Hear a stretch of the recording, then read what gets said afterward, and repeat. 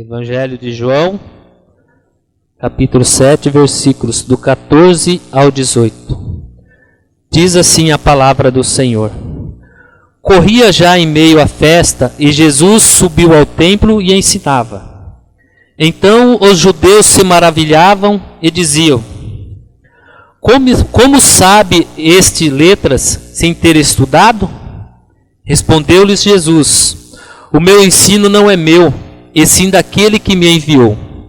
Se alguém quiser fazer a vontade dele, conhecerá a respeito da doutrina, se ela é de Deus ou se eu falo por mim mesmo. Quem fala por si mesmo está procurando a sua própria glória, mas o que procura a glória de quem o enviou, esse é verdadeiro, e nele não há injustiça. Amém. Vamos orar. Pai maravilhoso, neste momento que estamos aqui à frente da Tua Palavra, Pai, pedimos a Tua orientação para este momento, Pai. Que o Senhor esteja usando a minha vida, Pai, para falar neste momento, Pai. Que não saia aquilo que eu quero falar, a minha vontade, não prevaleça a minha vontade, mas sim a do meu Rei, do Senhor Jesus. Usa-nos, capacita-nos em tudo o que fizermos. Esteja à frente de tudo, Pai, direcionando as nossas vidas. É a oração que fazemos em nome de Jesus. Amém. O que eu tenho a falar aqui, muitas vezes vocês vão perguntar, mas o que tem uma coisa a ver com outra? E a minha mensagem vai falar sobre as orações. Se Deus responde às nossas orações. Mas como diz aqui, né? O meu ensino não é meu, e sim daquele que me enviou. Se alguém quiser fazer a vontade dele, conhecerá a respeito da doutrina, se é de Deus ou se falo por mim mesmo. Para nós termos essa sabedoria, nós temos que buscar a Deus sempre. Como? Orando. Orando sem cessar. E aqui tem uma historinha. Ela diz mais ou menos assim: Você conhece alguém que realmente confia em Deus? Essa pessoa falando: Quando era ateia, uma grande amiga minha costumava me contar toda semana algo específico pelo que ela estava orando, na certeza de que Deus iria tomar providências. E toda semana eu costumava contemplar Deus agindo de maneira incomum para responder suas orações. Você sabe como é difícil para uma ateia observar fatos como esses, semana após semana? Depois de um certo tempo dizer que não passava de coincidência, e se tornou um argumento muito fraco. Então, por que Deus responde às orações da minha amiga? A maior razão para isso é porque ela tinha um relacionamento íntimo com Ele. Desejava segui-lo e realmente ouvia o que ele tinha a dizer. Em sua mente, Deus tinha o direito de dirigir sua vida, e ela o fazia sem se sentir bem-vindo para fazer justamente isso. Quando ela orava por determinada coisa, era porque de certa forma se sentia muito confortável ao se achegar a Deus com suas necessidades, suas preocupações ou qualquer assunto referente à sua vida. Além disso, estava convencida pelo que lia na Bíblia, que Deus queria mesmo que ela descansasse nele assim. Se nós estamos em dificuldades, se nós estamos passando por provações, busque a Deus. Ele é o nosso conforto e Ele ouve as nossas orações.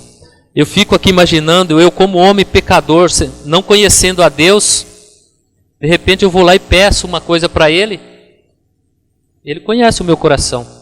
Ele sabe se eu vou ser bom ou ruim. Muitas vezes eu não recebo e já abandono a Deus. Me vem à memória quando Jesus curou os 10 leprosos. Quantos voltaram para agradecer a Ele? Somente um. Então, na nossa vida, nós temos que pedir com sabedoria, mas confiar no tempo certo do Senhor. Ele responde às nossas orações. Muitas vezes nós queremos já de imediato que aquilo aconteça na nossa vida, mas não é assim. A vontade de Deus é que prevalece. Em 1 João 5,14 diz: se pedirmos alguma coisa de acordo com a sua vontade, Ele nos ouve. 1 Pedro 3,12 diz: porque os olhos do Senhor estão sobre os justos, e os seus ouvidos estão atentos à sua oração, mas a face do Senhor está contra os que praticam o mal. Muitas vezes nós estamos pedindo as coisas, mas o nosso coração é ruim, nós não somos merecedores daquilo ali. Aí mais uma pergunta. Então por que Deus nem sempre responde às orações de todos? Pode ser porque nem todas tenham um relacionamento com Ele. Eles devem saber que Deus existe, devem até adorar a Deus de vez em quando. Mas esses que nunca parecem ter suas orações respondidas, provavelmente não desenvolveram um relacionamento com Deus. Além disso, eles nunca devem ter recebido de Deus perdão completo dos seus pecados. O que uma coisa tem a ver com a outra? Você deve estar se perguntando. Aqui está a explicação. Isaías 59:12 diz: certamente o braço do Senhor não está encolhido para salvar, nem seu ouvido fechado para ouvir, mas suas iniquidades separam vocês de Deus. Seus pecados esconderam a face dele e de vocês. Então ele não os irá ouvir. Hoje de manhã, na mensagem do presbítero Cláudio, ele falou um pouco sobre isso. Estamos colocando Deus em primeiro lugar na nossa vida? Ou o trabalho, a família, a internet, os celulares, o meu carro? O que está em primeiro lugar na minha vida? Se nós colocarmos Ele em primeiro lugar, pode ter certeza. Teremos provações? Claro que teremos. Jesus falou, na vida tereis aflição, mas tende bom ânimo. Eu venci o mundo. Mas nós vamos vencer porque Ele está em primeiro lugar na nossa vida. Muitas vezes nós somos chamados para participar do culto. Hoje não dá. Vai vir um familiar lá em casa. Hoje tem uma festa para me ir. Deus está ficando em segundo plano. Ou em terceiro, ou em quarto, ou às vezes até em décimo. Ele tem que estar em primeiro lugar na nossa vida. É muito natural sentir essa separação de Deus. Quando as pessoas se voltam para Ele a fim de colocá-lo a par de algo ou para pedir algo, o que geralmente elas fazem? Começam dizendo: Deus, eu realmente preciso da tua ajuda neste problema. E aí uma pausa seguida de: eu sei que não sou uma pessoa perfeita e realmente não tenho direito nenhum de pedir isso. Existe um conhecimento pessoal de pecados e fracassos. E a pessoa sabe que Deus está ciente disso também. Há uma noção de com quem penso que estou brincando? Ou o que eles não devem saber é como podem receber o perdão de Deus por todos os seus pecados e como podem desenvolver um relacionamento pessoal com Deus para que Ele então possa ouvi-los. Esse é o fundamento básico para que Deus responda às suas orações. Aqui tem mais uma historinha que eu encontrei. Cada vez mais as máquinas de Coca-Cola ou de guloseimas estão se espalhando por aí. Quando vejo um logo, quero ver as opções. Insiro minhas moedas e compro chiclete, água. Mas quando quero enfiar o pé na jaca, pego um monte de chocolate e refrigerantes. É claro que é por uma boa causa, me livrar das moedas. Ultimamente vi que a nossa vida de oração começou a parecer uma máquina de Coca-Cola. Inserimos uma moedinha e já temos expectativas do que queremos receber de Deus. Quando sai algo que não pedimos, ficamos perplexos e nos frustramos, assim nos levando a duvidar da bondade de Deus. Achamos que a oração é uma lista de pedidos, um tempo para falar o que pensamos que Ele deve fazer. Daí até damos sugestões para Deus, falamos o que achamos da situação e assim pedindo o resultado que achamos que precisamos. Claro que em nossa mente não queremos ser Deus, mas se olharmos honestamente, estamos fazendo exatamente isso.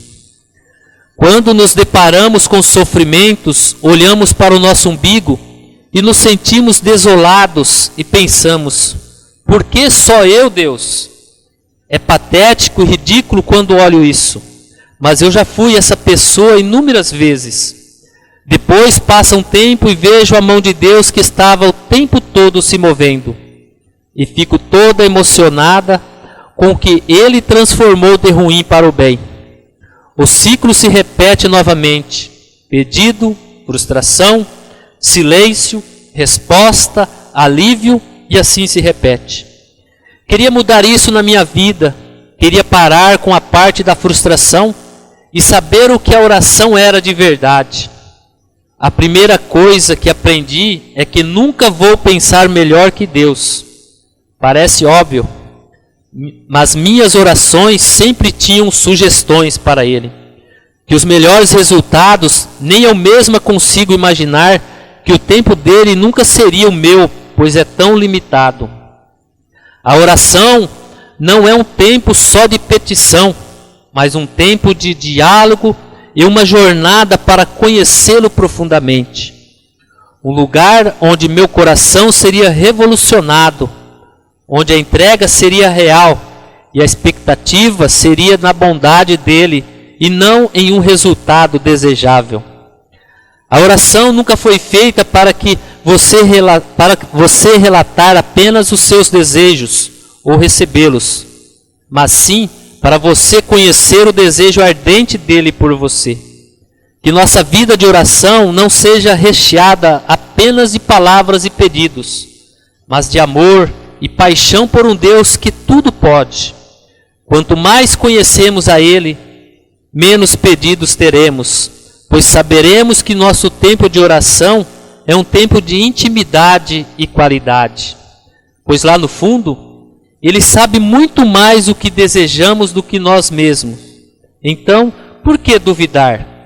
Ele é bom sempre. Ele é bom, sempre foi e sempre será.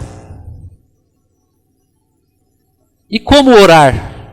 Aqui um fundamento básico. Primeiro você deve começar um relacionamento com Deus. Aqui eu volto naquela questão, né? Você não conhece a pessoa, de repente ela chega para você, viu, empresta o seu carro para mim ir a São Paulo, por exemplo, né? Você não conhece aquela pessoa, você não sabe quem é aquela pessoa, né? Então, você provavelmente, com certeza, não vai emprestar.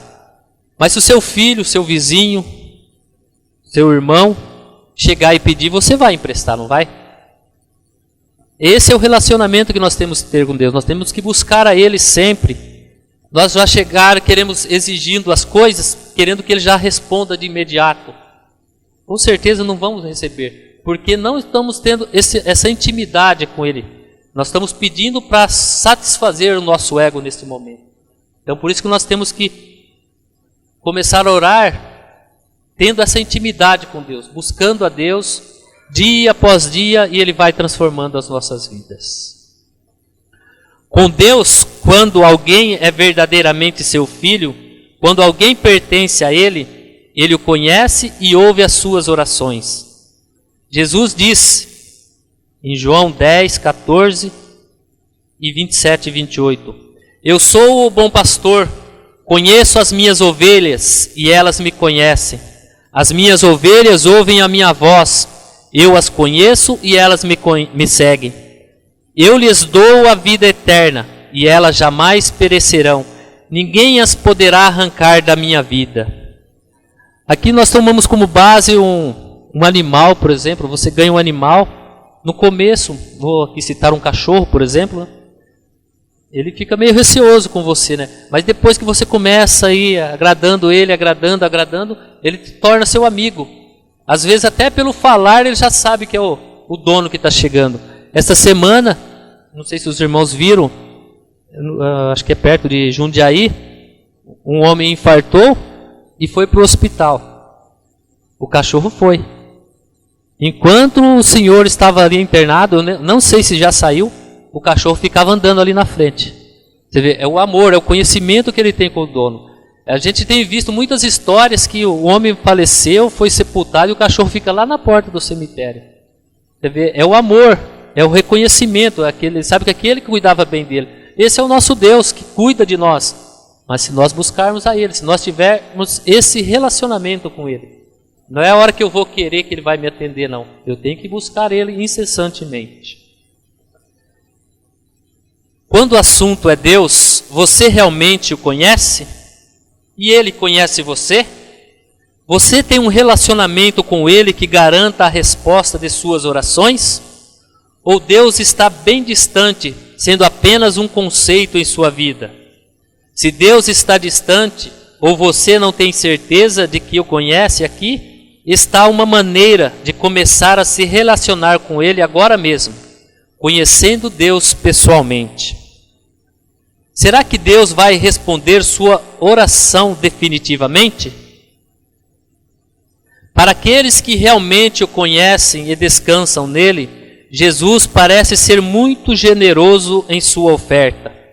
João 17:7 diz: vocês permanecerem em mim e as minhas palavras permanecerem em vocês, pedirão o que quiserem e lhes será concedido. Permanecer em Cristo é ter as palavras dele dentro de nós. Significa que conduzimos nossa vida sob o comando dele, descansando nele, ouvindo o que ele tem a dizer. Assim estaremos aptos a pedir a Deus qualquer coisa que desejarmos, e ele responderá. Aqui está outra vantagem. 1 João 5, 14 e 15. Esta é a confiança que temos ao nos aproximarmos de Deus.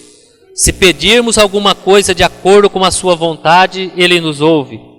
E se sabemos que Ele nos ouve em tudo o que pedimos, sabemos que temos o que dele pedimos. Deus responde nossas orações de acordo com a sua vontade e de acordo com a sua obediência, sabedoria, seu amor por nós, sua santidade. Nós erramos ao assumir que sabemos qual é a vontade de Deus, quando somente alguma coisa faz sentido para nós. Nós assumimos que há somente uma resposta correta para cada oração específica, tendo a certeza de que aquela é a vontade de Deus. E é aí que fica mais difícil. Nós vivemos dentro dos limites do tempo e do conhecimento. Temos apenas informações limitadas sobre cada situação e sabemos algumas implicações de ações futuras nessas determinadas situações. O entendimento de Deus é ilimitado. Como um evento ocorre no curso da vida ou da história, é apenas algo que ele já sabe. E ele deve ter propósito muito além daqueles que podemos imaginar. Logo, Deus não fará algo simplesmente porque determinamos que essa deveria ser a sua vontade. E o que é preciso? O que Deus está inclinado a fazer? Páginas e páginas poderiam ser preenchidas com as intenções de Deus para nós. A Bíblia inteira é uma descrição do tipo de relacionamento que Deus quer que experimentamos com Ele e do tipo de vida que Ele quer nos dar. Isaías 30:18 diz: o Senhor espera o momento de ser bondoso com você. Ele ainda se levantará para mostrar-lhes compaixão, pois o Senhor é Deus de justiça. Como são felizes todos os que nele esperam. Você captou isso? Como alguém que se levanta de uma cadeira para oferecer ajuda. Ele se levanta para lhe mostrar compaixão. Salmo 18:30 diz: este é o Deus cujo caminho é perfeito. A palavra do Senhor é comprovadamente genuína. Ele é um escudo para todos os que nele se refugiam. Salmo 147:14. O Senhor se deleita naqueles que o temem, reverenciam, que colocam sua esperança em seu leal amor. De qualquer maneira, a maior demonstração do amor e da compaixão de Deus por você é expressa pelas seguintes palavras de Jesus, em João 15:13. Ninguém tem maior amor do que aquele que dá a sua vida pelos seus amigos. E nada mais é do que Cristo fez por nós. Então, aquele que não poupou a seu próprio Filho, mas o entregou por todos nós, como não nos dará juntamente com ele, gratuitamente, todas as coisas? E o que não dizer das orações não respondidas? Certamente as pessoas ficam doentes e até morrem. Problemas financeiros são reais. E toda sorte de situações difíceis é passível de acontecer na vida de qualquer um. E o que fazer então? 1 Pedro 5,7 diz: Deus nos diz para levar todas as nossas preocupações a Ele, mesmo quando a situação parecer irremediável. Ele diz: lancem sobre Ele toda a ansiedade, porque Ele tem cuidado de você. As circunstâncias podem parecer estar fora de controle, mas não estão. Quando o mundo inteiro estiver desabando, Deus ainda pode e sempre poderá segurá-lo em suas mãos. É aí que uma pessoa pode se sentir muito agradecida por ter o privilégio de conhecer a Deus. Filipenses 4:5-7 diz: seja a amabilidade de vocês conhecida por todos. Perto está o Senhor.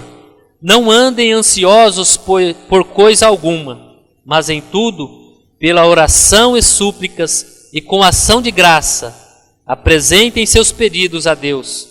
E a paz de Deus, que excede todo entendimento, guardará os seus corações e as suas mentes em Cristo Jesus. Deus pode providenciar soluções para os seus problemas, além do que você considera ser possível. Provavelmente qualquer cristão pode listar exemplos como esse em sua própria vida. Mas se as circunstâncias não melhorarem, Deus ainda pode nos dar a sua paz em meio a tudo isso.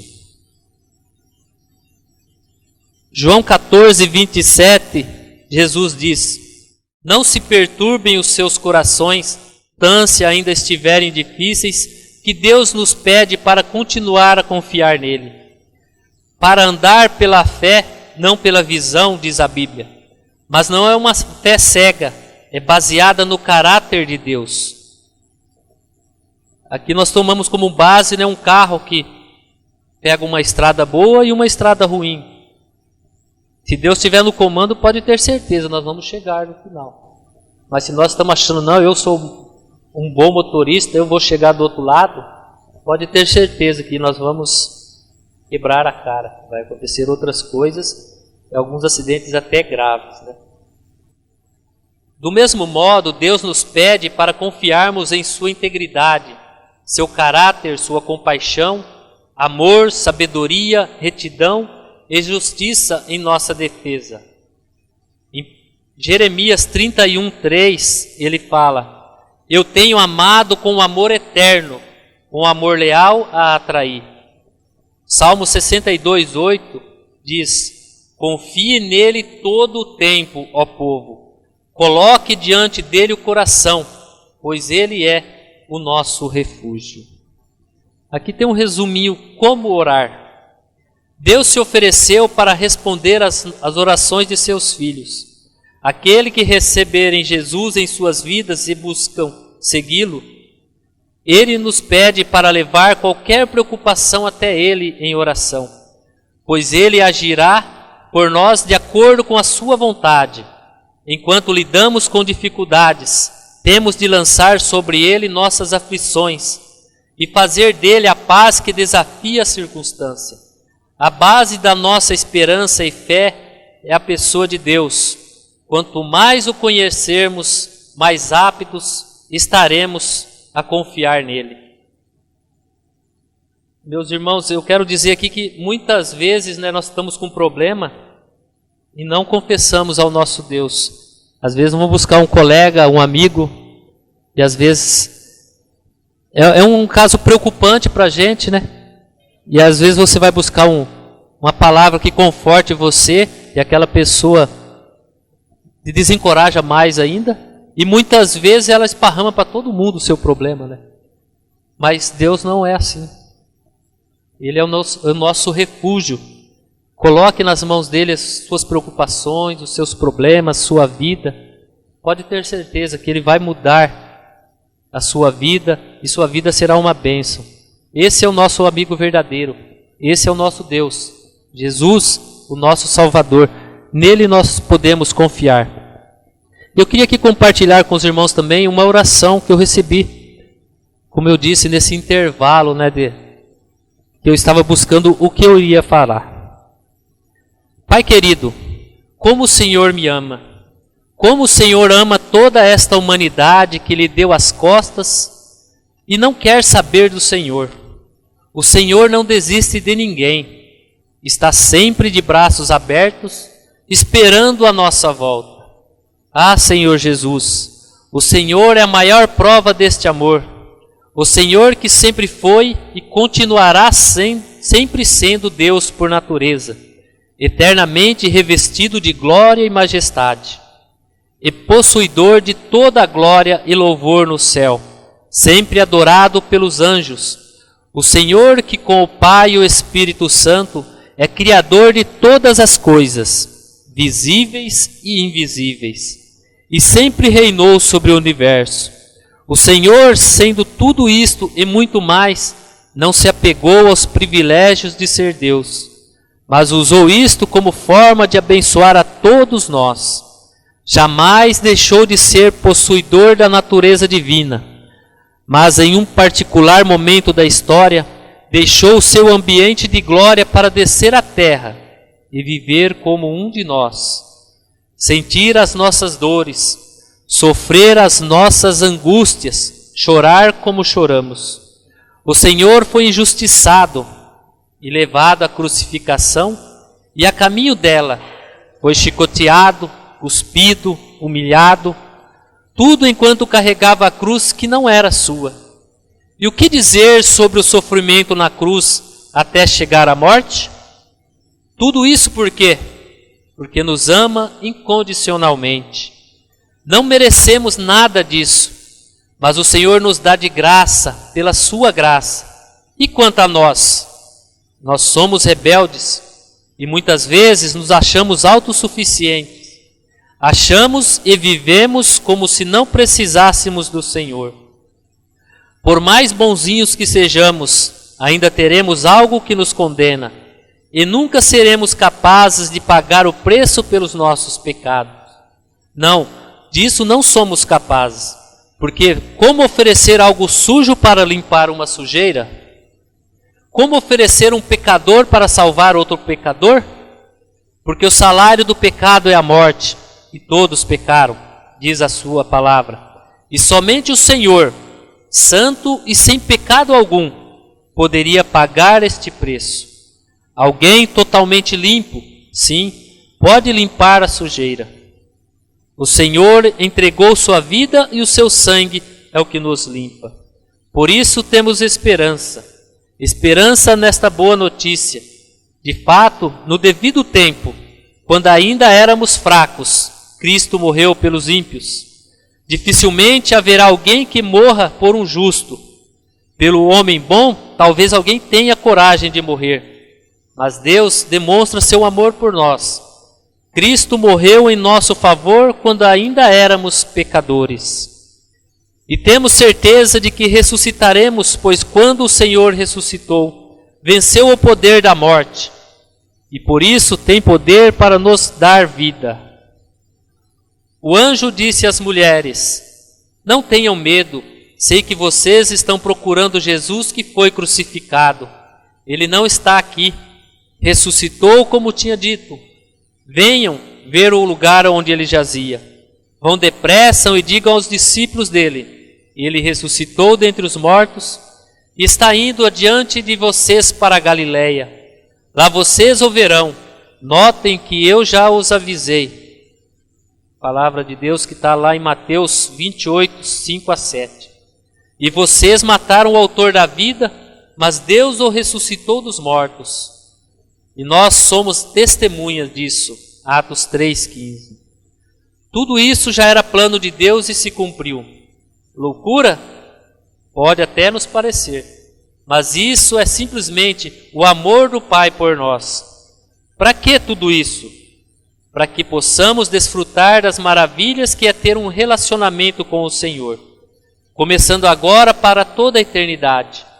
Se você confessar com a sua boca que Jesus é Senhor e crer em seu coração que Deus o ressuscitou dentre os mortos, será salvo. Romanos 10, 9. E que Deus nos ajude a buscar a cada dia a sua presença, que vivamos tendo sempre Jesus como o nosso Senhor e que o Espírito Santo seja sempre o nosso guia. Pai, aceita-me não por causa do que fiz ou farei, mas por causa do que Jesus fez em meu lugar.